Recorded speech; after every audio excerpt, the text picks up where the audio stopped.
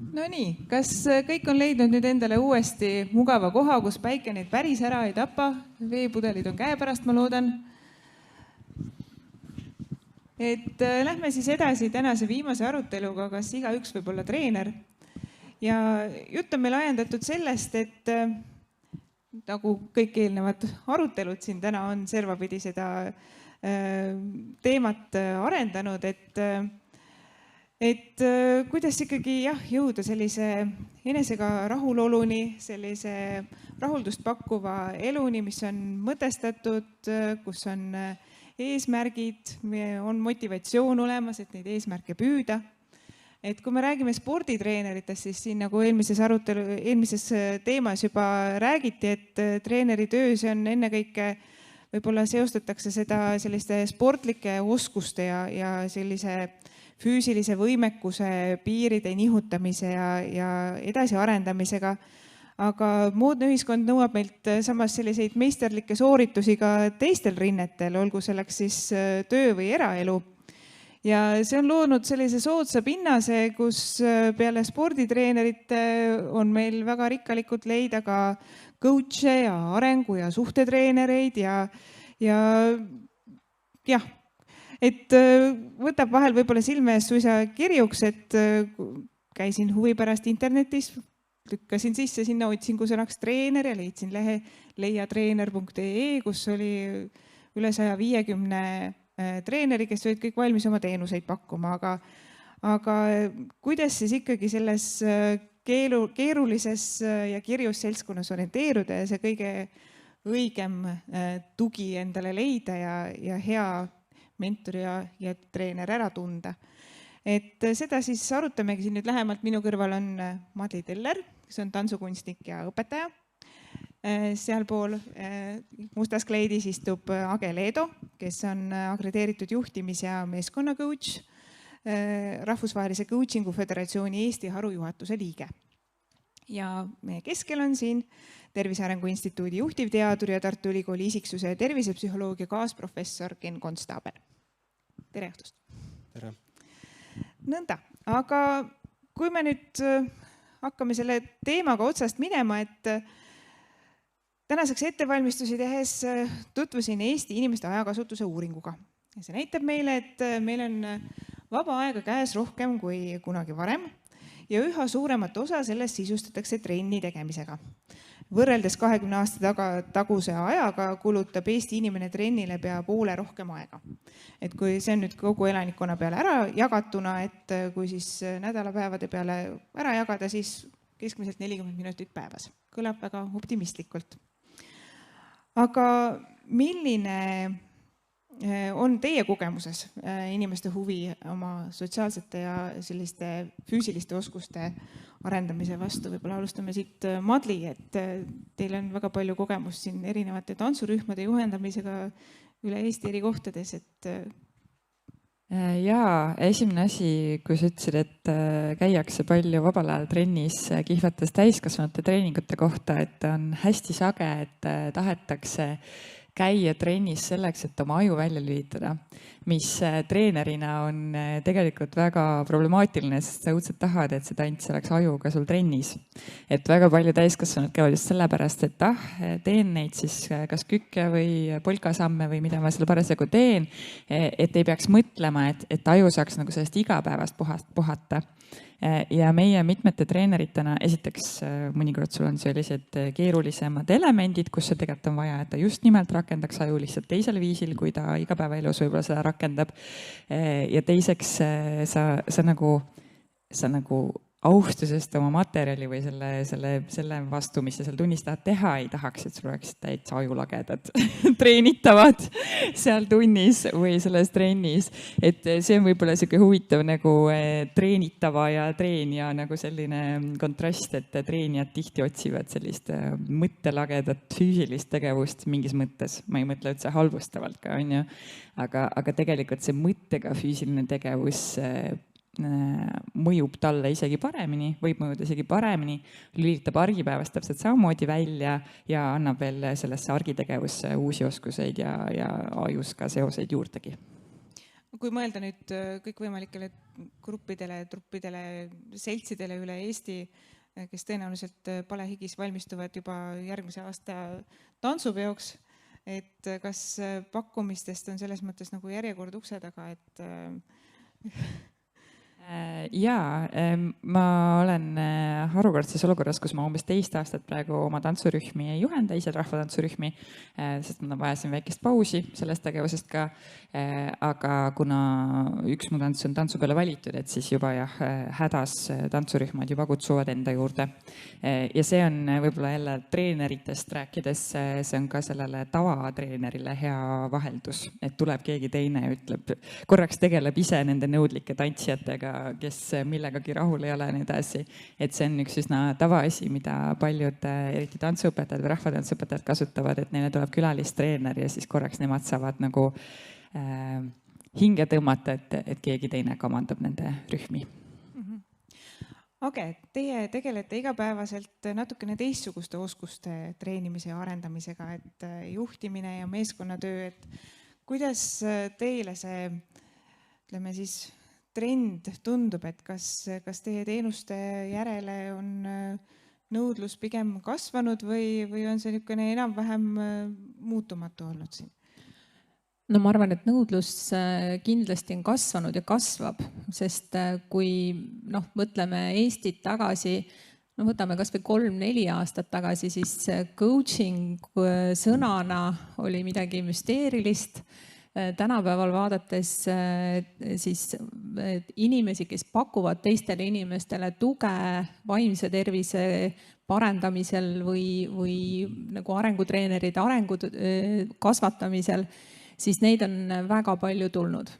Ja miks tuleb ikka sellepärast, et nõudlus kasvab. Aga muidugi siin võib ütelda, et kui nõudlus on ja turg on, siis turg on väga rikkalik ja mitmekesine, nagu sa ennem ütlesid, et kuidas siis orienteeruda, et võib-olla see on selle teenuse kõige suurem võtmeküsimus hetkel. Jah, sest tõesti vaatasin ka ise jällegi Google'is ringi märksõnaga arengutreener ja coach ja sealt tuli neid pakkumisi tõesti seinast seina, et saan aru, et sellel alal on mentoreid nii hariduse kui spordi vallas, huvikaitse vallas, juhtimisest ja meeskonnatööst rääkimata, aga minu meelest eriti libe tee tundus olevat just selline nagu arengu inimese personaalsele arengule suunatud niisugune teenus, mis kui neid tutvustavaid tekste lugeda, siis tundus, et internet on sõpru täis, et kui meil siin enne oli veebipolitseinik rääkimas sellest, kuidas ei maksa igaüht usaldada, siis tundub, et need arengutreenerid, kes ütlevad, et ainult nemad minusse usuvadki ja aitavad kõiki mu probleeme lahendada ja kõike eesmärke saavutada, siis see on nagu võluvits, et kuidas?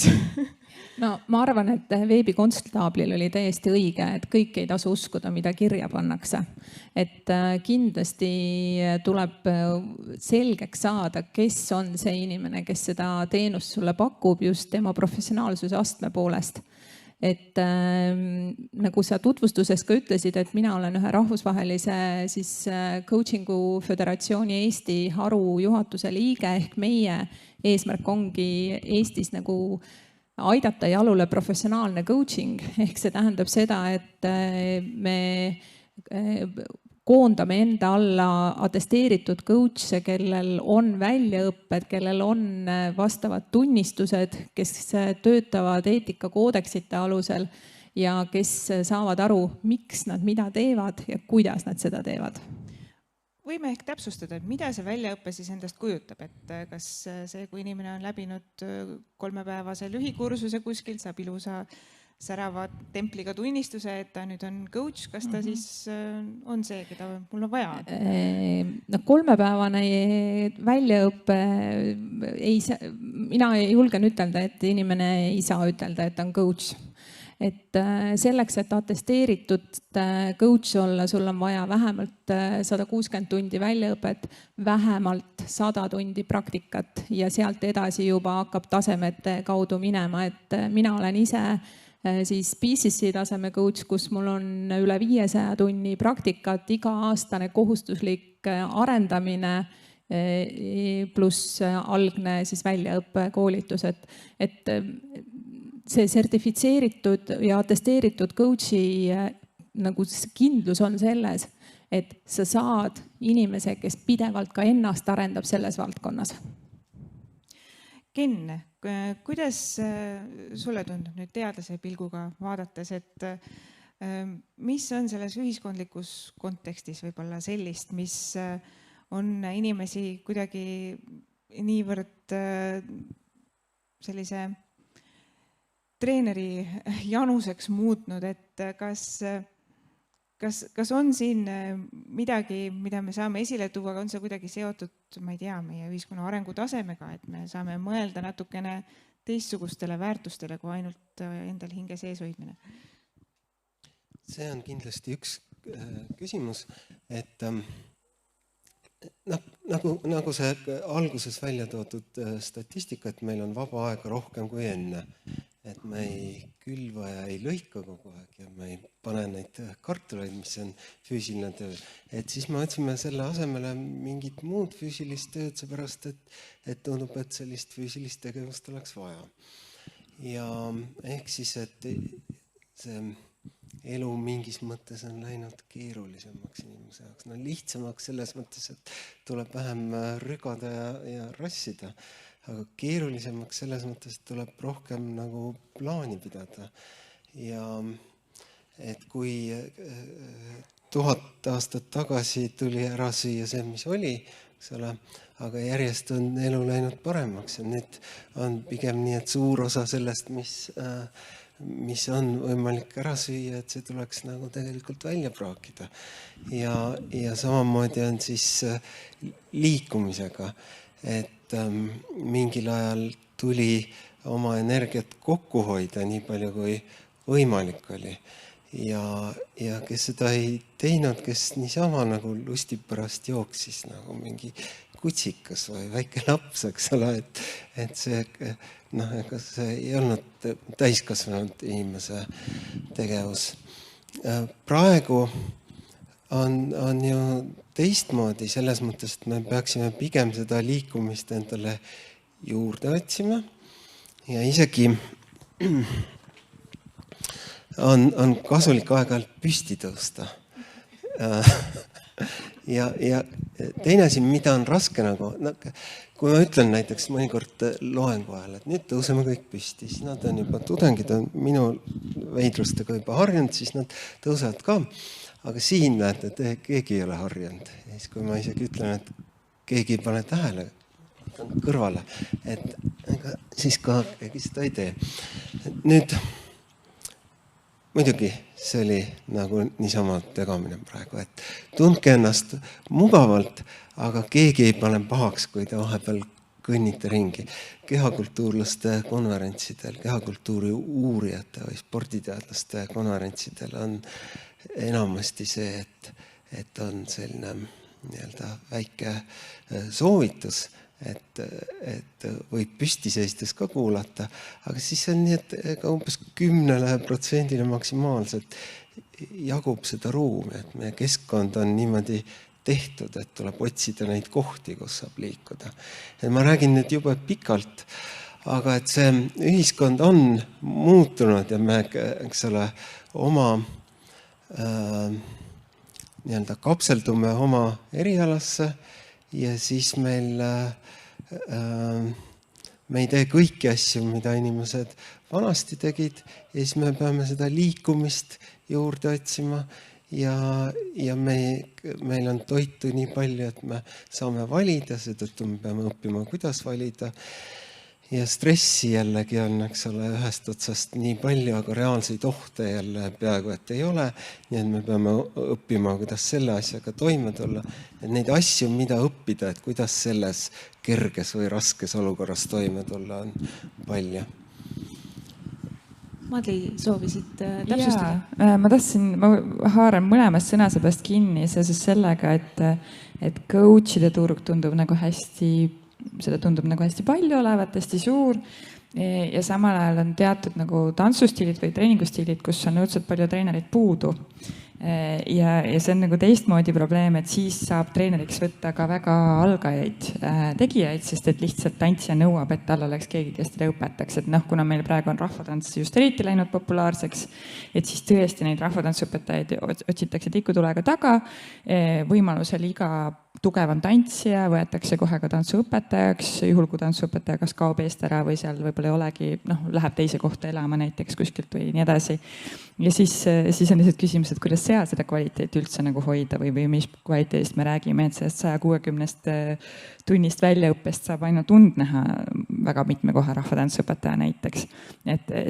Ja teine koht, kus on hästi suur nõudlus, on siis lasteaia liikumistunnid, kus ka nagu oleks ju ideaalne, kui oleks nagu hea väljaõppega inimene, just nimelt anatoomia väljaõppega ja eakohase kõik treeninguga ja nii edasi. Et siis minu nagu hästi tugev soovitus on see, et seal on vaja siis väga head tööandjad, kes lihtsalt saadab järjest koolitusele oma töötajaid ka. Et kui sa juba pead tööle võtma lihtsalt kellegi, et siis vähemalt koolita teda kõigest jõust. Et tõesti nagu kõigest jõust. Et see on siis nagu üks väike lahendus, mis seal minu meelest on. Aga mis võiksid olla siin sellisele, ütleme siis mõnele lasteaiajuhatajale või siis kes tahes see tööandja siis on, kes sellise algaja juhendaja oma inimeste juurde laseb, sellised ütleme maamärgid, kus ta nagu võib-olla see, kes tööle tuleb, ei tajugi kohe kõiki neid puudujääke, aga kuidas tema saab siis nagu olla see, kes tunneb ära need punased lipud, et vot seda asja võib-olla. Ja mulle väga meeldivad igasugused punased lipud ja nende äratundmine. Lastega töötavate puhul on minu jaoks üks punane lipp, kui see tööandja ise ka nõuab, et nad peavad esinema. No tegelikult ei pea, 4-aastane ei pea olema lavaks valmis. Ja see tantsuõpetaja, kellel on kord nädalas temaga 45 minutit liikumistund või treener või liikumisõpetaja, meil ju nüüd on ühendatud liikumine ja muud, sport on nagu laiendatud, et ei pea suutma toota midagi, mille jaoks kõik need terve see 24-aastast on valmis ja ei hakka nagu laval kõigest just nutma. Et kuidagi nagu see minu jaoks esinemissund on minu jaoks nagu hästi nagu siuke ohumärk. Meil on loomulikult nagu enamik haridusasutusi nõuavad kutsetaset tantsuõpetajale, siis ikkagi peab vaatama ka, mis selle kutse taga on. Et selle eest, et kellelgi on see kutsetase ette näidata, mis on jah, mingisugune kvaliteedimärgis, et sellest ei pruugi piisata. See võib-olla on nagu siin nagu sild sinuni, et kas, kui kellelgi on kõik need sertifikaadid ette näidata, kas see teeb temast juba hea treeneri? Ma arvan, et kui me kõik lõpetame, ma ei tea, ülikooli, kas me oleme küpsed oma tööturul pakkuma maksimaalset teenust? Kindlasti mitte. Pigem ongi see, et hea treeneri või hea coachi teeb ikkagi see, et sul on juba tekkiv kogemuste pagas. Sul on oskus klientide toetada nende siis küsimustega, aga see oskus tekib täpselt samamoodi järk-järgult. Et sa küll õpid, aga tegelikult see õpe on see esmatasand, mille peale sa hakkad rajama kogu seda oma siis kogemuste pagasit. Et miks maailmas on meil ülitugevad coachid, kelle kohta öeldakse, et kui sa oled 5000 tundi teinud, siis sa võid alles ütelda, et sa oled nagu kogenud coach. Ehk see ongi täpselt seesama, et jah, mina olen oma 500 pluss tundi ära teinud. Ma arvan, et kui palju on veel arenguruumi edasi. Võib-olla lasteaia liikumisõpetuse koha pealt veel täiendaksin natukene, et kui üks selline punane lipp, ma arvan, oleks see, et kui lapsed kardavad seda õpetajat, see oleks ikka päris nagu lõpp. Ja et kui see tundub nagu selline sundus või võistlus, tegelikult lasteaia liikumise õpetuse eesmärk võiks olla ikkagi nagu arendada neid oskusi, mis neid nii-öelda baasliikumise oskusi. Et kui laps käib lasteaia läbi, aga ei oska palli visata, pärast ta ei tea, kuidas see käib. näiteks. Aga see ei ole välja mõeldud asi, vaid see on nagu meie tegelikkus. Et siis võiks mõelda, et seal on midagi puudu olnud ja et me võime mõelda, et varem ju lapsed õppisid seda, eks ole, tänaval või kodus või kus iganes, et kuidas visata palli telliskivi aknasse ja nii edasi. Aga et ma ei tea, mis siis teha, et kui meil on praegu järjest suurem see spetsialiseerumine, et siis võib-olla peab neid asju ka rohkem lasteaias õppima. Me rääkisime siin enne sellest, et treeneri puhul on oluline see, et ta oskaks võib-olla ka selliseid sotsiaalseid oskusi või ütleme inimese motivatsiooniga töötada.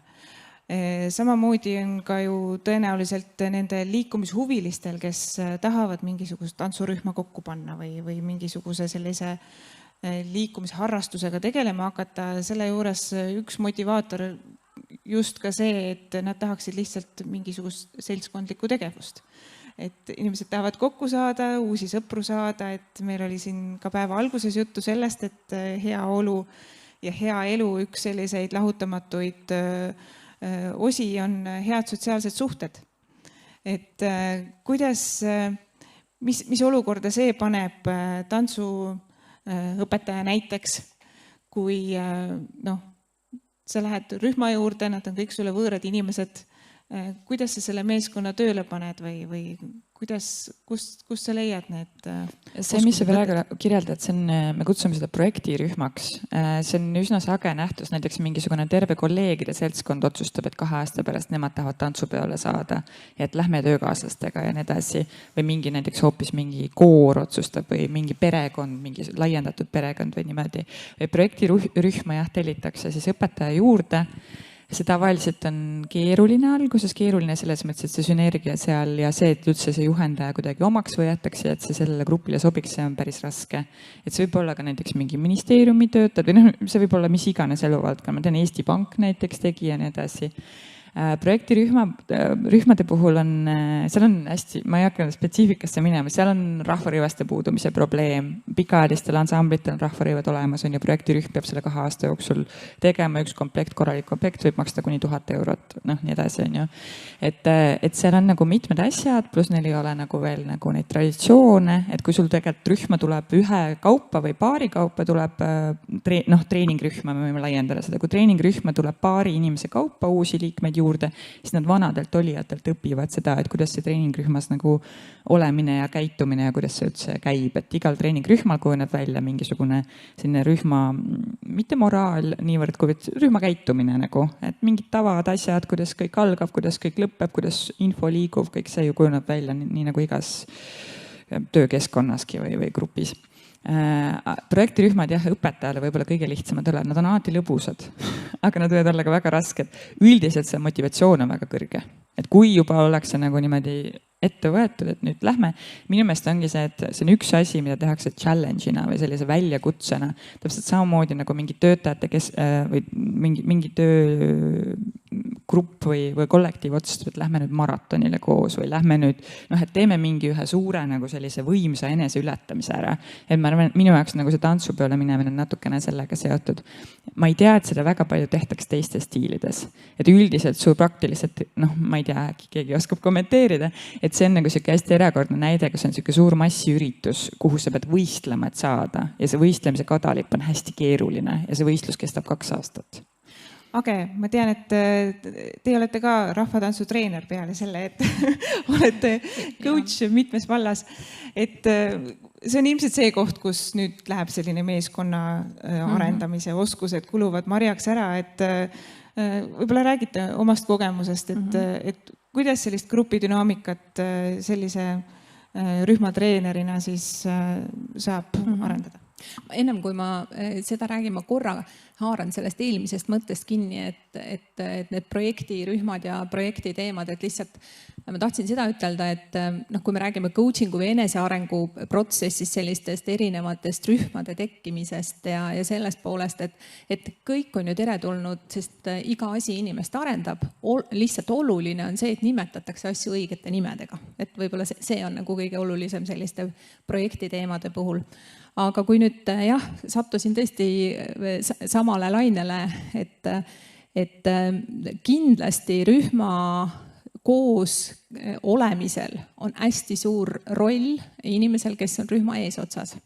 Ja kas see rühm on tantsurühm, kas see rühm on mingi meeskond, keda inimene juhib. Ja siin on suur roll sellel oskusel panna meeskond ise mõtlema, et mitte midagi ei ole võimalik teha üksinda juhil, eestvedajal, et oskus panna rühm mõtlema, miks nad teevad, mida nad teevad, kelle jaoks nad teevad ja kuidas nad teevad.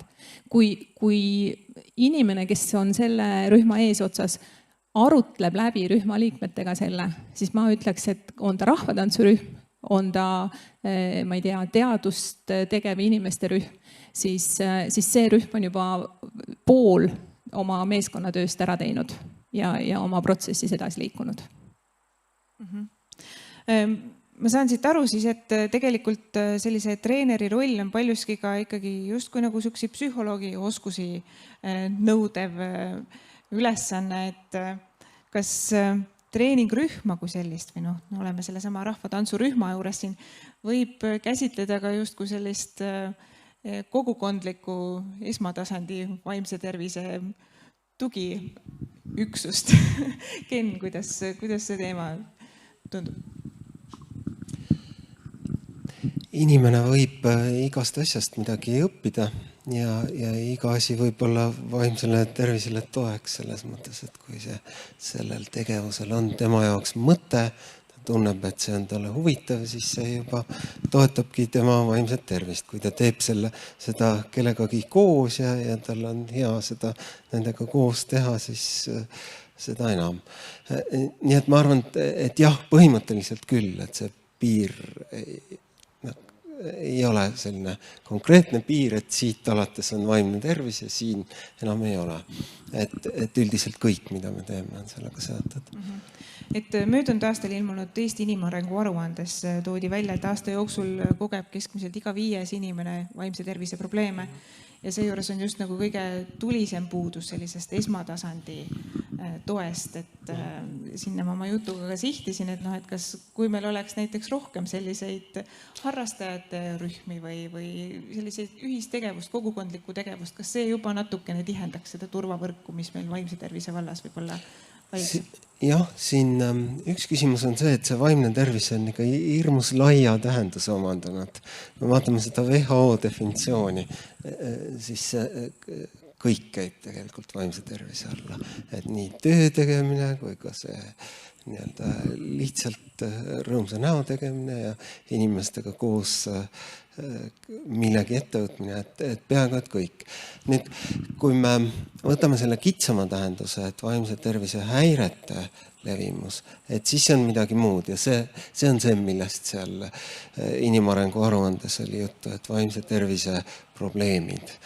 Ja kui me mõtleme, et niivõrd suur protsent inimesi kogeb juba probleeme, et see tegelikult paljudel juhtudel enam ei ole see koht, kus rahvatantsurühm aitaks hädast välja, et rahvatantsurühm on hea siis, kui probleeme veel ei ole. Me tahaks, et niimoodi jätkuks, et ei tulekski probleeme. Siis on hea, kui on rahvatantsurühm ja kokandusklubi ja veel erinevaid põnevaid asju seal ümber. Et elu on selline, nagu ta normaalsel juhul on. Kui on probleemid, siis ma arvan, et see esmatasandi selline tervishoid, et see Eesti süsteemis algab perearstist. Ta võiks mingil hetkel tulevikus alata vaimse tervise puhul näiteks ka vaimse tervise õest või siis kogukonna psühholoogist. Vaimse tervise õdesid Eestis on vist sadades, aga enamus neist ei tööta vaimse tervise valdkonnas, vaid lihtsalt õena. Kogukonna psühholooge Eestis võib-olla on ka mingisugune hulk, aga nad paljudel ei ole sellist päris psühholoogi ettevalmistust. Psühholoog peaks oskama ära tunda neid probleeme ka juba. Et siin on erinevus ilmselt sellest coach'ist, kes võib-olla võib siin lähtuda ka sellest intuitiivsest äratundmisest, et võib-olla sul oleks mingit sellist abi vaja, aga psühholoog peab oskama seda konkreetsemalt öelda, et siis on siin eraldi sellised kutsenõuded. Selles osas ma olen täiesti nõus sinuga, et coach ei saagi olla psühholoog, sest nad on kaks täiesti erinevat eriala esindajat ja coach'il tõesti peaks olema arusaamine, millal see inimene vajab psühholoogi abi ja suunata seda inimest siis vastavat abi saama. Aga kui nüüd vaimse tervise sellest teemast veel rääkida, siis ma arvan, et selleks, et ennetada neid probleeme, peab tegelikult inimene suutma ka endaga tööd teha. Et nagu sa ennem ütlesid, et põllu peal enam harima ei pea ja siis tekivad erinevad stressiallikad, et nende stressiallikate ennetamisega peaks kindlasti inimene tegelema ja siin on küll tõesti coach üks selline tugi, kes saab võib-olla aidata inimesel läbi mõtelda mingeid tegevusi, et ta üldse sinna probleemini ei peaks jõudma. Ma võin omalt poolt lisada, et liikumine, igasugune liikumine nüüd stiili üleselt on väga hea muidugi lakmustest vaimse tervise muredest arusaamiseks hirmuäratavalt ausalt. Ehk siis tegelikult hea juhendaja saab aru väga keerulistest asjadest tunnis või trennis. Me oleme korduvalt omavahel palju pidanud arutama, kas ja kuhu pöörduda mingite käitumiste peal, mis tunnis ilmnevad ja need võivad olla täiesti füüsilised, need ei pea olema kuidagi niimoodi, et noor või täiskasvanu ei käitu õigesti tunnis või see ei pea olema üldse käitumuslik. See võib olla täiesti sellega, et kuidas ta oma keha kasutab tunnis, et üks kuulsa 20. sajandi modernkoreograafi lause, et liikumine ei valeta iial, et see nagu väga-väga töötab ja näiteks ka paaristantsus, kui me nüüd tagasi lähme rahvatantsu juurde, kui see on segapaaristants näiteks, ka seal on nagu väga keerulisi asju, saab välja tulla selle kontakti ja teise tantsijaga nagu koostöötamise koha pealt. Et mina ühes kohas ikkagi pidin töötamise lõpetama, sest et minu väljaõppe, minu psühholoogiaalane väljaõppe osutus liiga väheseks, et ma saaksin seal oma õpilasi piisavalt toetada. Et see ikkagi seal oli ja võib-olla see ongi nüüd selline 21. sajandi treenerite küsimus, et kas meie väljaõpe peab muutuma, et me tegelikult saaksime olla nagu sellised treenerid, nagu nüüd vajatakse. Jõudsimegi sujuvalt selle teema juurde, et kuidas siis see hea treener ära tunda või mis ühel heal treeneril, mis imeoskused tal kõik olema peavad. Et kuidas praegu tantsuõpetajate ettevalmistus on selles mõttes, et kuivõrd palju pööratakse sellele tähelepanu, et ühelt poolt sa oskaksid anda oma juhendatavale sellist innustavat, motiveerivat tagasisidet.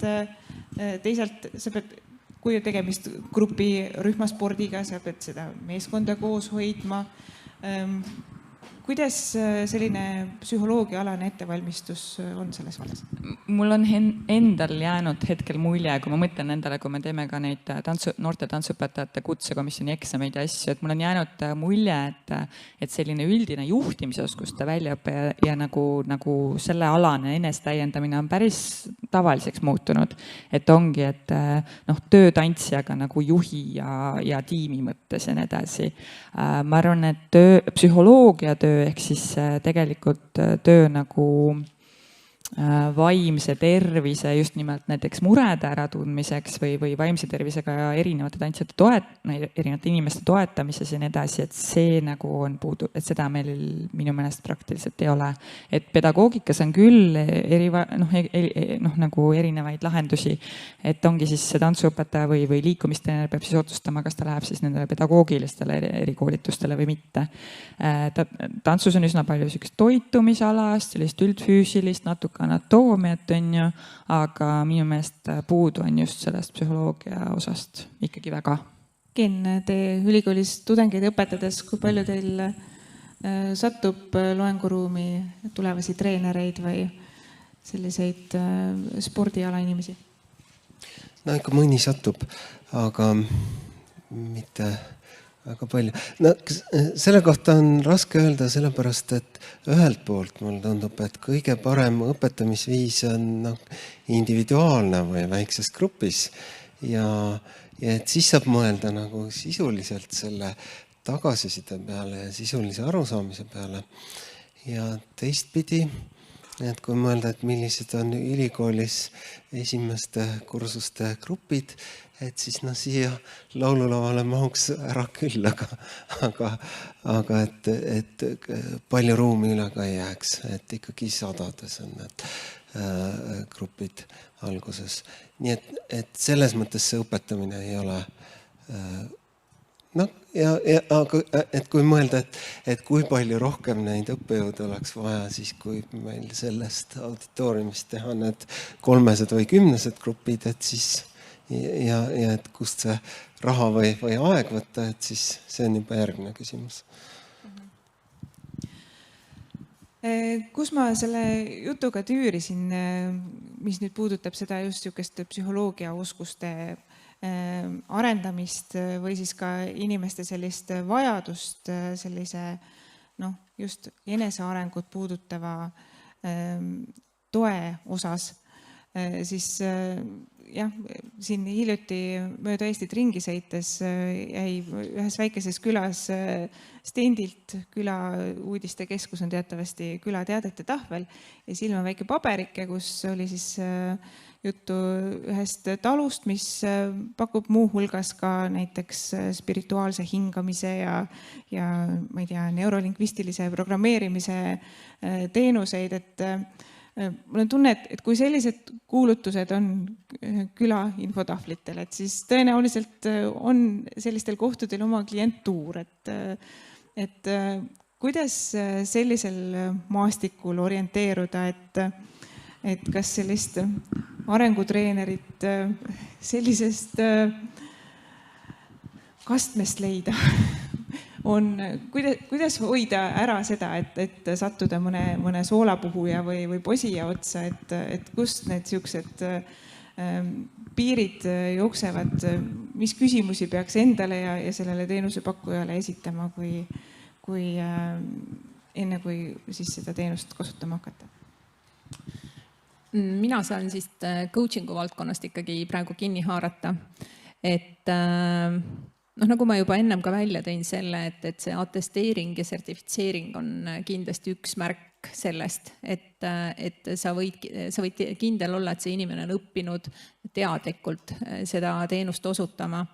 ICF Estonial on ka täiesti oma selline andmebaas veebist kättesaadaval, kus me olemegi välja toonud, et kes on need inimesed, kelle kohta me võime ütelda, et jah, me lubame teile, et nad on saanud väljaõppe ja mis on hästi oluline coachingus on ka eetika, et nad käituvad nagu eetiliste normide kohaselt.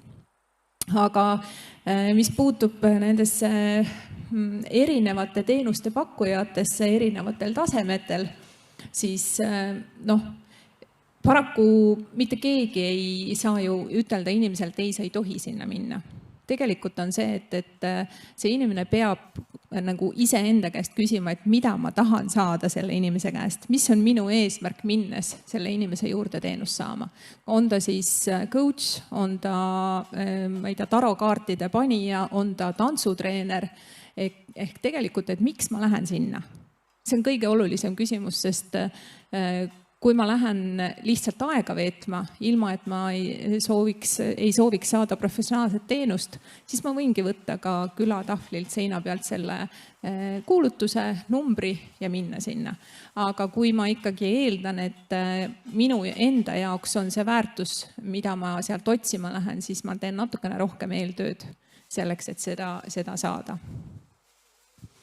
Ken, kas oskate omalt poolt kommenteerida neid meetodeid, et kas tegelikult, kui inimene tunneb, et ta saab sellest spirituaalsest hingamisest endale tuge ja see aitab teda, siis on tegelikult kõik hästi? Või on siin ikkagi probleem? Neid meetodeid turul on palju.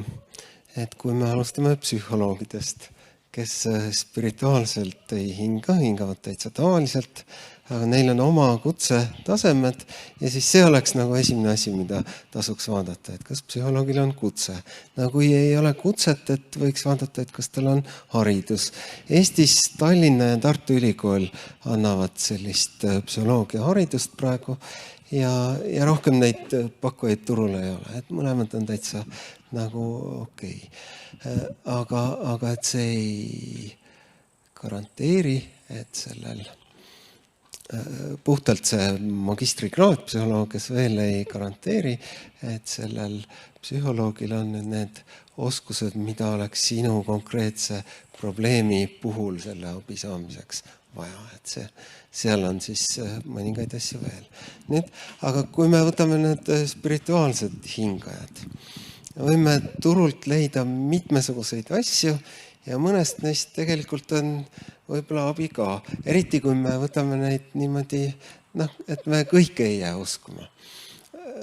Me võime leida turult mingisuguseid tehnikaid, mille abil võime näiteks, ma ei tea, saada üle oma uneprobleemist, aga kui me ei jää uskuma seda, et me ühel hetkel rätsepaistmes istudes tõuseme lendu selle tehnika alal, et nad võivad seda rääkida, aga me lihtsalt ei jää seda uskuma, et kui me nii kindlad endas oleme, et siis võib igasuguseid asju proovida. Aga tihtipeale ikkagi see nii-öelda esoteerika on sinna nii kaalalt ära peidetud, et see kuidagi ikka tuleb niimoodi sealt nurga tagant ka. Nii et selles mõttes võib igasugu imelikest asjadest olla kasu, kui me võtame sealt need õiged komponendid välja ja ülejäänu praagime välja. Aga et kas me ise alati oskame seda teha, see on küsimus. Jah, et võib-olla see, mis ma vahele siin turgatan, see tark tarbija on ju, et tänapäeval peabki tarbija väga palju tegema kodust tööd või tarbija, klient siis või kui sa oled täiskasvanu, aga ma tahaks õudselt ideaalset füüsilise liikumise treenerit tahaks võtta samamoodi nagu psühholoogiga, et sa ei pea esimesse psühholoogiga rahul olema. Sa tohid vahetada, sa tohid otsida, kuni sa leiad selle partneri selles tegevuses, mis sul on vaja, kuni sa leiad kõige õigema.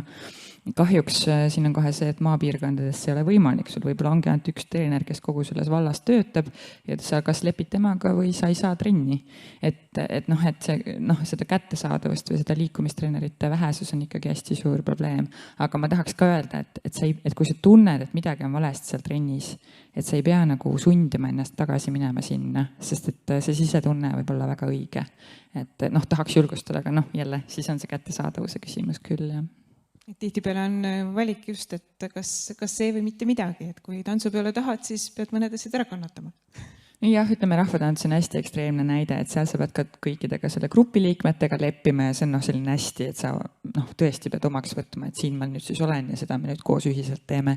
Aga kui me räägime nagu sellisest mingitest grupitreeningutest, üldfüüsilistest grupitreeningutest või mis iganes, pilatese trenn või väike jõutrenn, ringtreening, mis iganes, et seal võib ka olla treener, kes tegelikult võib-olla näiteks ei arvesta su vigastustega või arvesta su keha eripäraga või mis iganes, et siis peaks tark tarbija võiks aru saada, et see treening võib-olla ikkagi abistamine nii nagu on vaja ja tänapäeval on natuke rohkem lahendusi, et on online treeningud, et pisut on nagu ikkagi võimalik.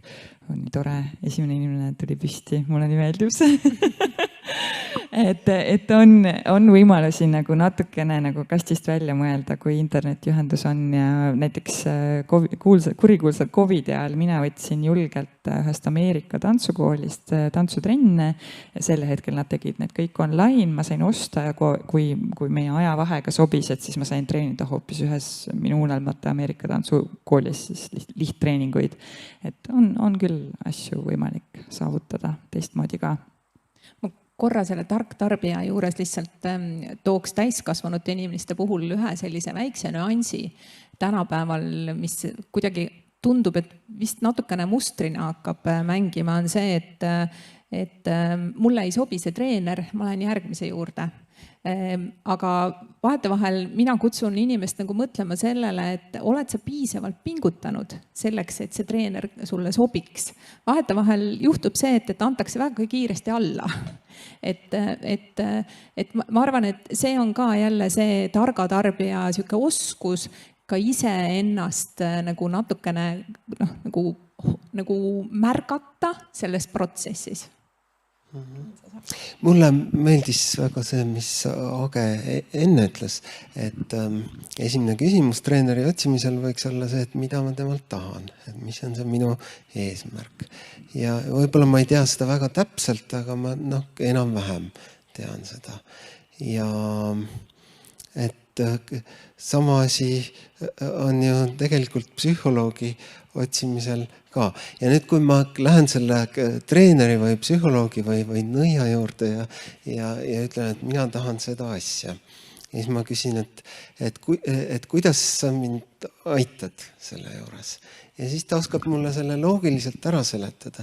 Nii et seal ei ole mingit sellist imelikku sellist, ja siin kohas juhtub mingisugune ime ja siis me jõuame sinna. Mingi kvantpuudutus, koputus ja mingi siuke särk-värk. Et kui sellist asja ei ole, et siis ma arvan, et kõik see, mida ta räägib, kuidas see tema meetod töötab, et see kõlab nagu loogiliselt, et seal ei ole midagi sellist imelikku, et me käime kord esmaspäeviti, kord nädalas, pool tundi teeme seda asja ja siis võtame 6-10 kilo kaalust alla. Ja see on meie liikumise peamine eesmärk, võtta kaalust alla, kuni saavutame 0 kaalu ilusasti. Et kui see seletus on normaalne, jääb terve mõistuse piiridesse, siis võib-olla võib on esimesed ohumärgid äkki nagu maha võetud. Jah, see on niisugune keeruline tasakaal, on ju. Et ma soovitaks ka mitut trenni proovida, enne kui teha see otsus, aga ma ikkagi soovitaks nagu selles mõttes võtta just nimelt see reflektiivsus kaasa, kas mina olen praegu rahulolematu lihtsalt niisama või siin on midagi, mida võiks proovida teise treeneri juures saavutada. Et see on nagu selline keeruline balanss. Ja, et coachingus tegelikult on see, et esimene kohtumine on niimoodi tutvumiskohtumine üldse, kas me inimfaktoritena üldse omavahel sobime. Et see on nagu see kõige olulisem asi. Ja coachingus muidugi on see, et esimese korraga ei pruugi seda imet, mida oodatakse juhtuda, vaid seal võtab see protsess natukene kauem aega, et tegelikult ka füüsilise trenniga on ju täpselt seesama või kui sa tõid kaalu langetamise välja, et. Aga ma küsikski võib-olla siit kohe juurde siis, et mis on võib-olla need sellised valveküsimused selles samas coachinduse või arengunõustamise vallas, mida peaks sellele teenuse pakkujale esitama, et teha kindlaks, et kas ta ikka on nagu tõsine asjatundja või mitte? Ma arvan, et kliendina ma peaks uurima tema käest, et miks ta näiteks teeb seda tööd, mida ta teeb. Miks ta on coach?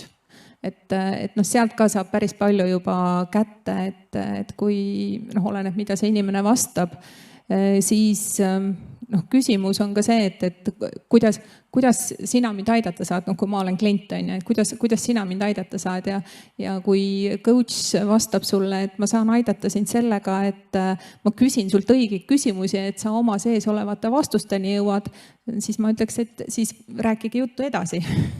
Aga kui ta ütleb, et ma hakkan sulle nõu andma, siis on juba tegu hoopis teise teenuse ja teise protsessiga. No siinkohal jah, olles nüüd jällegi interneti kamminud, ma ütleks, et mulle vastatakse tõenäoliselt, et seda tööd tehakse sellepärast, et soovitakse inimesi aidata ja tuntakse, et on endal nii palju kogemusi ja oskusi, et need on ka teistele kasulikud ja otse loomulikult ma olen hea kuulaja ja neid küsimusi ma küsin ka. Mulle tundubki, et see on nagu üks suur küsimuste küsimise kunst, mis omakorda viib nagu sellele mõttele, et võib-olla saab inimene need küsimused kuskilt ka mujalt leida. Jaa, kindlasti tal on võimalik, tänapäeval on väga populaarne AI. Mine hakka küsima, tema küsis sult vastu, vastate, dialoog on missugune ja võib aidata, muidugi võib aidata. Aga minul on endal ikkagi mõned kliendid ütelnud mõne kohtumise järgselt, et kuule, tegelikult me ei rääkinudki nagu mitte millestki sellisest erilisest.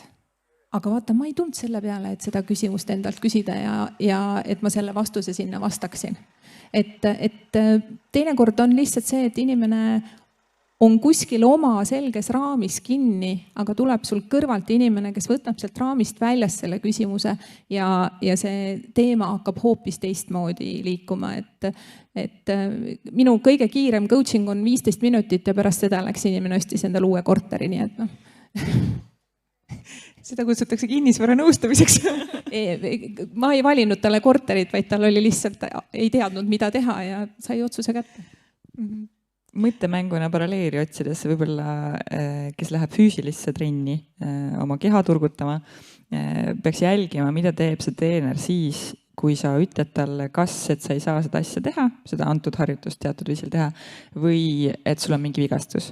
Et mis reaktsioon tal sellele on ja kuidas ta su sellest siis kas läbi lükkab või aitab või juhendab. Et ma arvan, et seal on päris palju selliseid indikaatormomente. No see jutt nüüd sellest, et minna treeneri juurde öelda, et sa ei saa ühte või teistesse teha või et see sulle päris hästi ei sobi, toob mu korraks tagasi lapsevanemana nüüd väikse lapse olukorda, ütleme selline kooliealine, kes võib-olla ta otsib seda õiget huviala alles. Aga et kuidas tunda ära nagu see moment, et kas igasugune niisugune vastuajamine, et ei, ma ei taha sinna trenni minna ilma, et sa oleks seda proovinudki või ei, ma ei taha seda teha. Kas see on see koht, kus nüüd lapsevanem peab siis nüüd minema kohe seda uut treenerit otsima või on see nüüd see koht, kus on lapsevanemal vaja seda motivatsioonikõne oskust? See on ohumärk, see lapsevanem peab aru saama, miks ta ei taha sinna minna. Et see selles mõttes, see ei ole asi, millest lihtsalt jälle last läbi lükata. Et kui ta ütleb, et ei taha sinna trenni minna, väga tihti seal taga võib-olla kiusamine, ükskõik kas siis treeneri poolt või midagi seal nagu on, et üldiselt lapsed tahavad liikuda ja tahavad trenni minna. Nii et midagi siis juba on juhtunud, nagu ma vaatasin, kas nogutatakse kõrval ka. Ja mõtlesin selle peale, et kuidas lapsevanem saab last motiveerida mingit trenni tegema. Ja see motiveerimine, et ma istun diivanil, panen selle teleka käima ja siis ütlen, laps mine trenni, et see ei mõju usutavalt ja päriselt ka lapsed näevad selle läbi, ehk siis, et eeskujuga motiveerimine töötab kõige paremini. Aga meil on ühe korra olnud see juhtum, kus me pidime nagu pöörduma lapsevanema pool, tavalises tantsutrennis, lasten tantsutrennis, pidime pöörduma lapsevanema poole ja tungivalt soovitama laps trennist ära võtta, sest talle lihtsalt psühholoogiliselt ei sobinud seal nagu üldse. Ja laps nuttis meil tunnis, ütles, et ema sunnib käima, ta ei suuda, ta ei taha, nagu, ja pikalt, see oli nagu pikk juhtum, kuni siis lõpuks lapsevanem nagu leebus, et okei, ta siis ei sunni oma last sinna trenni. Aga selleks ajaks oli muidugi trauma oli juba väga suur. Et et ikkagi, kui on mingi vastumeelsus, siis tuleb selle põhjusega tegeleda, mitte lihtsalt arvata, et laps on loisk või . No me oleme rääkinud nüüd väga palju lastetreeneritest, sihukeste täiskasvanud tööealiste treeneritest. Kui nüüd minna seda elukaart mööda edasi, et kuidas meil on lood vanemaealiste selliste, ütleme siis füüsiliste treenerite ja ka nende samade coachimisteenustega, et kas kui vaadata ringi nüüd sellel kodulehel, Coachide Föderatsiooni Eesti Haru kodulehel, siis mulle jäid seal silma, et enamasti need on juhtimis, meeskonnatöö, üksikud hariduse, huvikaitse ja spordiinimesed, aga kas on midagi ka sellist, mis võib-olla mingi suund, mõeldes meie elanikkonna vananemisele, mis, ma ei tea, võib-olla kuskil mujal maailmas on see juba olemas, et kuidas olla täisväärtuslik pensionär. Füüsilises mõttes on väga, väga suured arengud ja mujal maailmas, et eakate igasuguse füüsilise trenniga on nagu väga kaugele jõutud, isegi kui liikumisvõime on väga väike. Et sellist nagu vanuselist kaasamist Eestis veel katsetatakse väga vähe, kuigi loomulikult jällegi kuskil väikevaldades või maapiirkondades väga suur osa neid, kes trennis, nii-öelda memmede rühm on nagu tõeline olemise viis ja tõeline nagu jõud selles kogukonnas. Selline aktiivne jõud minu meelest ka. Et tegelikult on meil vaja juurde väga-väga nutikaid ja oskuslikke eakamate inimeste treenereid füüsiliselt kindlasti, et see on tohutult tänuväärne ja kindlasti elukvaliteeti nagu väga palju suurendav. Mida see tantsuõpetajalt nõuab, kui me nüüd võrdleme siin neid erinevaid eagruppe, et kas see on mingi täiesti omaette ettevalmistus jälle? See nõuab seda, et oma ambitsioonid tuleb nagu hoolikalt ümber vaadata, et see ei ole sul show rühm et see on hoopis teine põhjus, miks sa seda teed ja mõnedel õpetajatel on väga raske nagu seda teha, et noh, et umbes, et miks mu tantsijad ei arene, et miks nad järjest kehvemaks jäävad. No, sest sa vaatad seda arengut nagu vale mõõdikuga, et nad ei jää kehvemaks, nad lihtsalt vananevad. See ei ole nagu noh, see on lihtsalt elu, mis juhtub, et sina pead hoidma seda kvaliteeti seal, aga see ei tähenda, et ta liikumisvõime jääks samaks, et ta 10 aasta pärast suudaks teha seal samu asju, et võib-olla just see enese nagu ambitsioonide kalibreerimine on hästi oluline minu meelest. Ja noh, ma ütlen, Eestis on veel väga vähe näiteks tööd tehtud sellega, et kuidas, ma tean, mõned mu välismaa kolleegid on jõudnud Alzheimeri, balletitunnid Alzheimeri põdajatele ja nii edasi, mis tegelikult noh, ma tean, et seal on osaliselt niimoodi, et inimeste liikumisvõime on praktiliselt olematu, ehk siis nende abilised on need, kes neid käsi sinna asenditesse panevad ja edasi. Ajutegevus ikkagi seal juures on, see, mis liikumine annab ajutegevusele juurde, see toimub. Et noh, Eestis on see kõik veel uurimata maa, on ju, et me vaevu teeme erinevate liikumisvõimetega inimestega koostööd või noh, nagu mina ise olen ühe korra siis ühe vaegnägijate tunni andnud kunagi vaevu tudengina kogemata, et saab hästi palju veel saab seal areneda. No, nii nagu Madi tõi välja selle liikumispoole, ma arvan, et tegelikult on ka see vaimse tervise toe poole pealt on meil väga suur arenguruum ka coachingu vallas kindlasti vanemaealiste inimestega. Aga ma võtaks seda vanemaealisuse osa niimoodi ettevaatavalt ka, et kui me praegu juba tegeleme inimestega ja suudame neid inimesi mõtlema panna, küsima endalt küsimusi, otsima iseenda käest vastuseid, siis seda lihtsam on ka inimesel oma tuleviku vaates ka vananedes neid mõtteid mõtelda ja analüüsida nagu enda tegevust.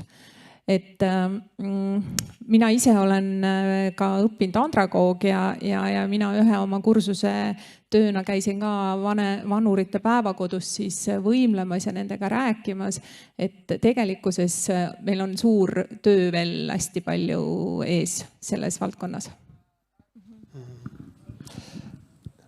See on hästi pikk jutt. Ja võiks rääkida nii kaua, kuni me siin jääme märkimisväärselt vanemaks kõik.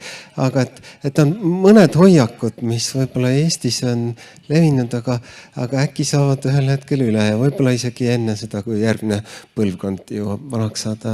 Üks on see, et ega vanemal inimesel juba, mis ta ikka, vana inimene juba, et mis tal sellest vaimse tervise abist enam, et ega seal elus enam mingit rõõmu nagu nii ei ole, et on ju normaalne olla natukene selline depressiivne ja masendunud, et varsti on nagu nii kõik läbi. Et ma arvan, et see hoiak on üks asi, mis muidugi psühholoog ütleks, et see on nagu osa sümptomist, aga et see loodetavasti saab varsti läbi. Ja teine, mis on selline paradoksaalne asi, et miks tasub teha jõu- ja tasakaaluharjutusi, mida siis WHO soovitused, liikumissoovitused ütlevad, et igaüks peaks kord nädalas natuke aega tegema, kas või see sama asi, et trepist üles minna või alla minna ilma käsipuust kinni hoidmata, et see on ka natukene sinna poole. On siis see, et säilitada oma sellist liikumisvõimet ja see ei ole mitte see, et 20-aastastele nagu vajalik selleks, et saada selline kolmnurkne kehaehitus või nii-öelda rannavorm, ma ei tea, mis sõnad seal veel kõik on, vaid et see ikkagi eluliselt oluline on just nimelt vanemas eas. Et see oleks selline teine oluline tähelepanek.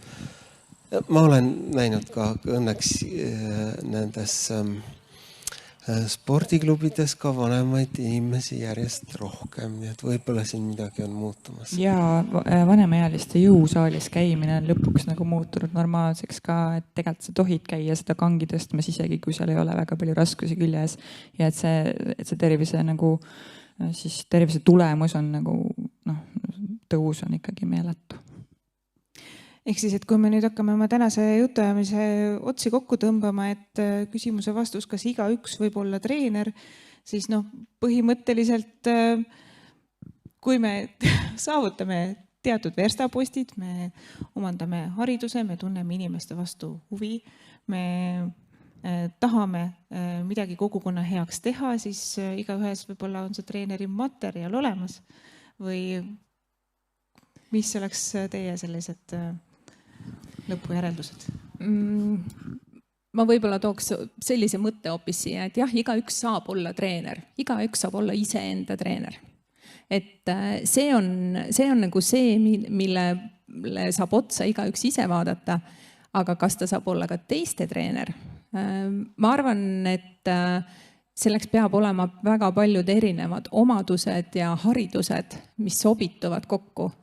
Et ennem just rääkisime ka, et treener või juht, et mõnikord, kui sa tahad väga olla treener, aga sul ei ole neid omadusi, mis võimaldaks sul aidata inimest ja toetada teda, siis sa ei saa olla see treener. Aga kui sul on need omadused olemas, sul on see tahe olemas ja sind võetakse vastu professionaalina, siis ma arvan, et see on võimalik, aga selleks peab vaeva nägema. No igaüks, kes mingit asja hästi oskab, see potentsiaalselt võiks olla treener, aga see, et ta oskaks nüüd seda edasi anda, kuidas ta seda teeb, see päris iseenesest enamikul inimestel ei tule, et natuke nõuab sellist harjutamist ja kaasaelamist ja need hoiakud on ju päris palju muutunud. Vanasti võis igaüks olla sõiduõpetaja ja see tema meetod võis olla selles, et kui see õpilane tegi midagi valesti, siis ta hakkas sõimama ja see töötas lõpuks ikka sai läbi. Aga nüüd enam nagu õpilased seda mingil põhjusel ei aktsepteeri sellist suhtumist ja ma arvan, et see on nagu edasiminek. Et võib proovida, aga ei pruugi välja tulla alati. Ma võtaks sellest võib proovida nagu kinni, et kui su südame soov on olla see treener, jah, muidugi proovi ja mine ja vaata, kas see saab olla. Aga see nõuab metoodilisust ja see nõuab detaili märkamise oskust ja süvitsi minemise oskust sellisel viisil, et see reflektsiooni ja edasiõppeprotsess ei tohi kordagi lakata. Et heal treeneril ikkagi kogu aeg toimub see õpe ja areng ja edasiminek. Aga kui sul see enesereflektsioonib on, sa saad ka aru, kui võib-olla ei peaks enam treener olema või et võib-olla peaks nagu seda suunda nagu muutma. Et jah, sa võid nagu proovida, aga see ei pruugi olla õige roll ja see on ka okei, siis seda tunnistada. Aitäh teile! Ma saan aru, et me oleme tegelikult saanud tänasest päevast päris palju õpetlikke näpunäiteid, kuidas nüüd minna ja olla siis iseenda treenerid esialgu. Alustame sellest, et koju minnes võtame oma nutiseadmed, paneme kuhugi ebamugavasse korvi ära, lülitame igasugu märguanded välja ja veedame õhtu koos pere ja lähedastega, sõpradega. Sööki valides võtame midagi sellist, mis hamba all võimalikult palju krõmpsub ja nõuab palju tööd, et närida, et see siis meil kõhus ka omakorda võtaks meilt energiat ja ei laadestaks liialt rasva. Ja jooksurajal spordisaalis siis püüame leida selle sisemise motivatsiooni ja seada endale need eesmärgid, mis hoiaks meid veel pikalt kaua kuni halli eani välja liikumisharrastuste juures. Aitäh kõigile, kes on tänase päeva vastu pidanud ja soovitan kõigile minna nüüd veel edasi. Vist on Tartumaa spordikeskuses toimub õhtul kontsert, kus on Pärnu linnaorkester ja Daniel Levi. Seal pidi olema veel üksikuid pileteid saada, nii et kelle soovi tänast päeva meeleolukalt jätkata, siis olge lahked.